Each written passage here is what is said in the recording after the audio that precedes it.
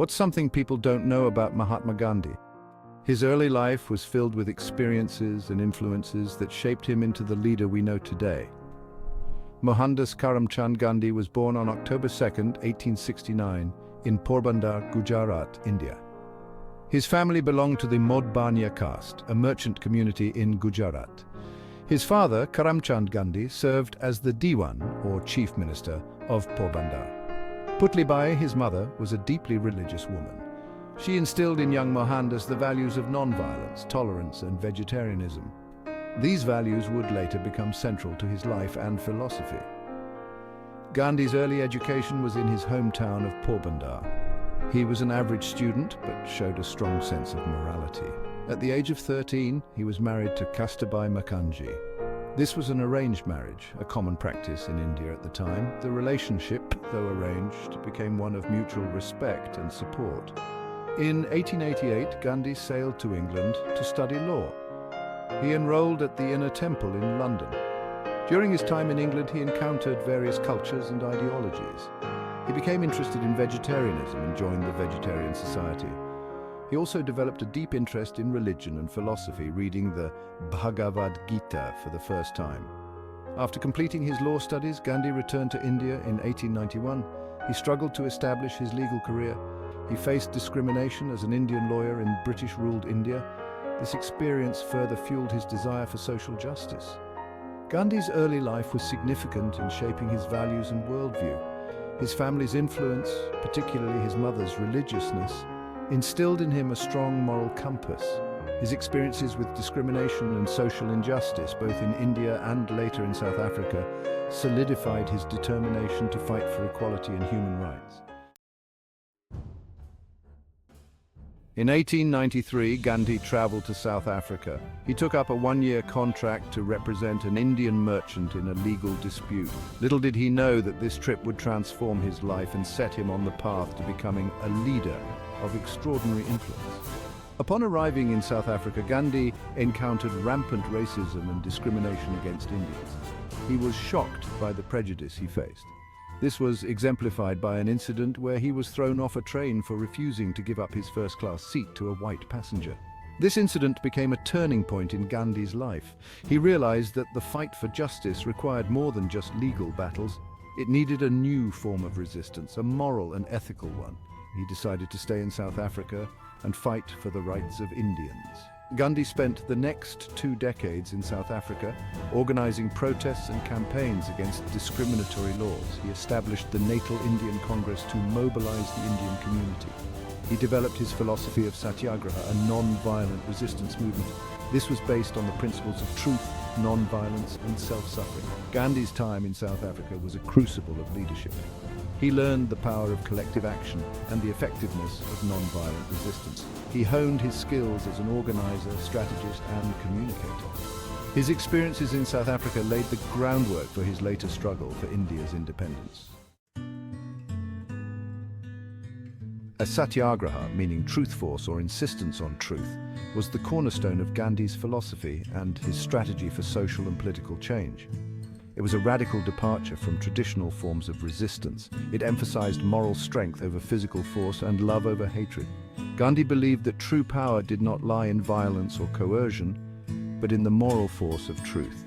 He argued that by adhering to truth and non-violence, even in the face of oppression, satyagrahis, or practitioners of Satyagraha, could awaken the conscience of the oppressor and bring about a change of heart.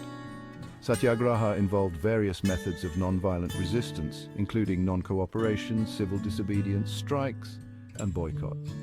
Gandhi's first major Satyagraha campaign in South Africa was against the Asiatic Registration Act of 1906. This law required all Indians to register and carry identification documents. Gandhi led thousands of Indians in peaceful protests. They burned their registration certificates and endured imprisonment. The campaign, though not entirely successful, drew international attention to the plight of Indians in South Africa. Satyagraha was not merely a political tactic for Gandhi, it was a way of life. He believed that the principles of truth and non-violence should guide every aspect of one's life, from personal relationships to social interactions. Section 4. Return to India, igniting the spirit of freedom.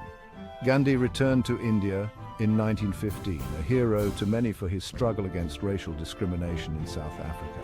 He was invited by Gopal Krishna Gokhale, a prominent Indian leader, to join the Indian National Congress, the main political party fighting for India's self-rule. Gandhi spent his first year in India traveling extensively, understanding the country's social and political landscape.